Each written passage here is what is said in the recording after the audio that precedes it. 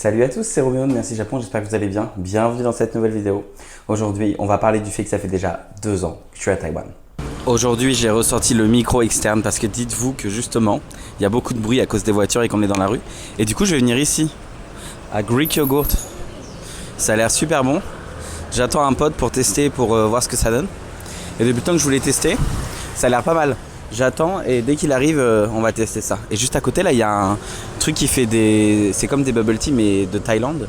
Et ça a l'air super bon aussi. J'ai envie de tester, mais j'ai vu les avis sur internet, c'est pas super ouf. Et dites-vous, ça fait quand même là presque 2 ans que même pas, ça fait plus de 2 ans que je suis à Taïwan. Je me dis, tout est passé si vite. Si je compare à mes 2 premières années au Japon, j'ai l'impression que c'est passé 3 fois plus vite. Et je sais pas pourquoi, c'est fou. Peut-être parce que j'étais plus épanoui, à mon avis. À mon avis, c'est ça. Bon bah du coup le yaourt grec malheureusement c'était sold out, donc je vais à un truc qui s'appelle le Buno. Et en gros le Buno c'est un magasin qui vend des glaces. Et en fait ils font des glaces un peu chéros, c'est un peu des glaces de bobo là, tu vois, on a l'impression d'être à Paris. Par exemple il y a la mangue avec du lait de coco, je pense que c'est ce qui a l'air le meilleur. Coconut Thai Milk, ça a l'air trop bon aussi. Vous pouvez prendre la moitié, par exemple du coup la moitié d'un mango coconut milk. Et c'est quand même quasiment 7 € si vous prenez juste la moitié de ça. Et si vous voulez le prendre en entier c'est 12 €. Du coup c'est arrivé, là derrière vous avez la mangue, ça a l'air super bon la mangue en vrai. Et là vous avez la coco. Dites-vous la coco ça a coûté 400 NTD, j'ai envie de me tuer là, c'est hors de prix. Après j'ai rien mangé ce midi donc ça me paiera mon repas. Et la mangue c'est aussi de lait de coco avec de la mangue, ça a l'air vraiment bon.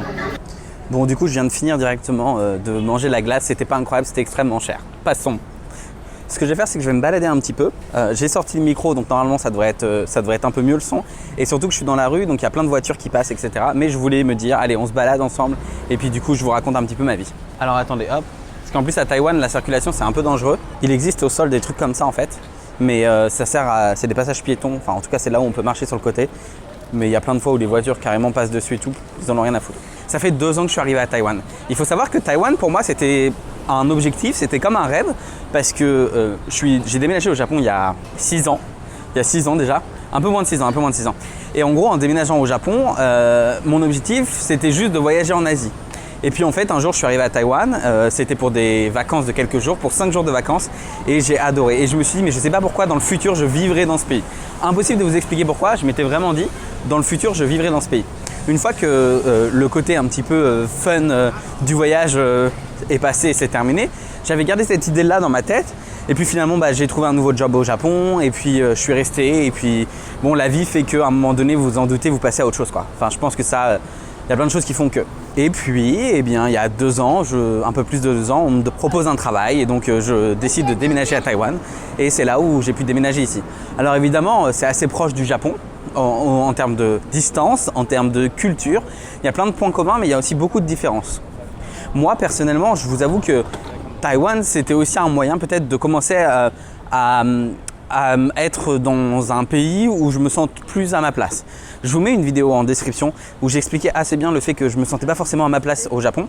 Et ça du coup c'est trop cool parce que après 2 ans je peux le dire, je me sens beaucoup plus à ma place maintenant ici et c'est trop cool. Franchement c'est trop cool. Récemment j'ai changé de travail parce que mon ancien travail me plaisait plus du tout et ça se passait pas super bien. Donc très content d'avoir changé de travail, voilà. Maintenant j'ai changé d'appartement, j'ai changé de travail, j'ai tout pour être heureux et j'espère sincèrement que tout se passera bien et pour le mieux dans les semaines à venir. Je vois mon avenir ici, à la base j'avais pas forcément prévu de rester éternellement. Mais en fait, le fait de rester ici m'a fait réfléchir à un truc. Et en fait, je me suis dit, mais attends, en restant 5 ans à Taïwan, tu peux obtenir ce qu'on appelle la résidence permanente. Et en gros, la résidence permanente, c'est un document qui t'autorise, après avoir travaillé 5 ans à Taïwan, de résider là de manière permanente. Comme son nom l'indique, la résidence permanente. Ah oui. Et oui, hein. Dis donc ici ça réfléchit. Non mais du coup en gros pour vous expliquer un petit peu la résidence permanente, c'est trop cool parce que ça vous permet de lancer votre propre business. Vous n'avez pas besoin d'avoir un travail pour pouvoir continuer à rester sur le territoire et avoir un visa, etc. Donc ça veut dire que tu peux lancer ton business. C'est-à-dire que si j'ai envie, moi dans le futur, je pourrais redevenir blogueur voyage à temps plein comme je le faisais à l'époque, etc. Donc ça c'est trop bien. Donc là en fait mon objectif c'est dans les 2 à 3 années à venir continuer évidemment le travail que je fais là. J'adore ce que je fais en plus.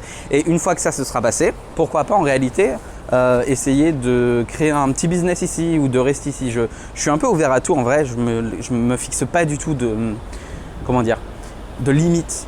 Et je pense que c'est le plus important. En fait, à mon avis, c'est ça le truc, c'est que au Japon, j'étais peut-être mis dans des cases. Je sais pas si c'est par la société, je sais pas si c'est parce que, je sais pas, mais je me sentais pas à ma place. Et là, en fait, j'ai l'impression que Taïwan t'offre des opportunités incroyables et la possibilité de faire plein de choses qui te font kiffer, en fait. Et en même temps, j'ai vraiment l'impression d'avoir toujours été là et d'avoir toujours vécu ici. Donc ça, c'est mon objectif dans les 3-4 prochaines années. Essayer peut-être d'avoir la résidence permanente, pourquoi pas. Après, la vie est faite de plein de choses, tu sais jamais ce qui peut arriver, ce qui peut se passer. Je peux obtenir une opportunité de travail dans un autre pays, on ne sait pas. Et dans ce cas-là, il faudra réfléchir, il faudra prendre des décisions basées sur tout ça en fait. Ah, il y a un café que j'adore juste en face là. Cofilo, je vais vous montrer. Le café juste ici s'appelle Cofilo et c'est super bon. Mais je crois que ça ferme à 14h, à 16h pardon. Je sais plus du tout.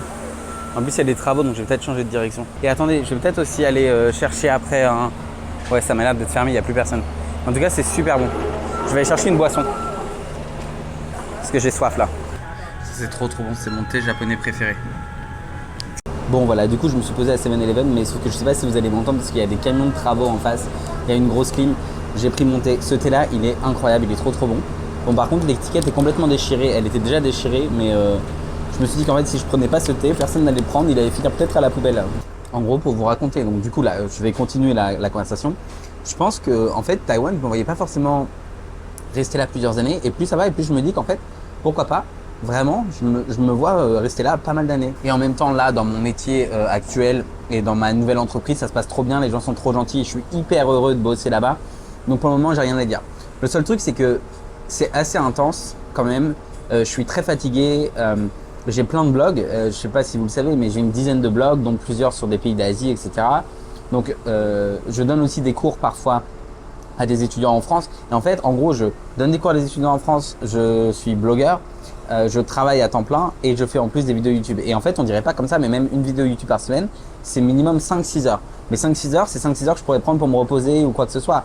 Et ça, c'est parfois un peu long parce qu'il faut enregistrer la vidéo, il faut la monter, etc. Même si, bon, mes montages, c'est pas non plus un truc de ouf. Hein. Mais en fait, le problème de ça, c'est que je me suis rendu compte que je me disais, allez, dimanche, il faut faire une vidéo. Allez, dimanche prochain, il faut faire une vidéo.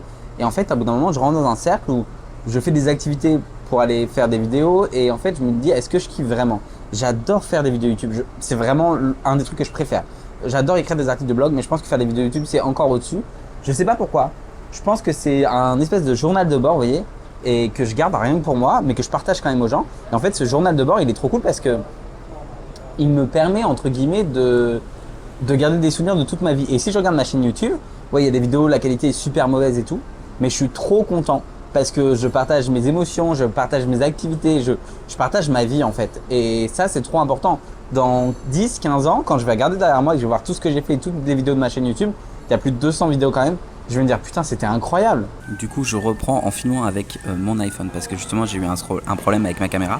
En fait, il se trouve que ma carte SD est complètement morte et je sais pas ce qui se passe. Elle a complètement cramé. Il faut dire que je l'avais depuis longtemps, donc je pense qu'elle est morte. Bref, ce que je vous disais, c'est que en fait, il y a eu un souci. Ça a coupé le moment donné le plus important de toute la vidéo. Ce moment dans la vidéo qui était assez important, c'est un moment où je vous disais que je savais plus quoi faire parce que j'aimerais continuer YouTube, mais juste j'ai pas le temps en fait. Et la question, elle est simple, c'est est-ce que quand je vais quelque part, par exemple, je filme 2 ou 3 vidéos d'avance, ce qui veut dire qu'à la place d'avoir une vidéo de 15 minutes comme je vous offrais avant, cette fois-ci peut-être qu'il y aurait 2 vidéos et dans ces vidéos il y aurait 2 vidéos de 10 minutes ou 2 vidéos de 8 minutes. Et est-ce que ça vous plairait déjà premièrement parce que c'est quand même une question, ou alors est-ce que je réduis les vidéos à 2 par mois, une toutes les 2 semaines par exemple, ou alors encore, j'allais dire pire, c'est pas pire, mais ou alors juste je fais des vidéos que quand j'ai le temps et que quand j'ai envie en fait. Le truc c'est que je sais que sur YouTube la régularité c'est hyper important et si je commence à stopper certaines vidéos, et ben je sais qu'il y a des gens qui vont se désabonner ou il y a des gens qui vont partir voir ailleurs. Je le comprends, ça je le comprends, mais en même temps je veux aussi pas, c'est pas que je veux pas me forcer, mais je veux être sûr que ce que je vous offre c'est intéressant. Et donc voilà, je me pose la question du est-ce qu'il faudrait pas que je réduise le nombre de vidéos YouTube parce que juste sur la durée c'est pas possible. Je sais pas, je me pose la question, c'est tout et je voulais partager ça avec vous parce que ça fait aussi partie de me pose aujourd'hui comme question.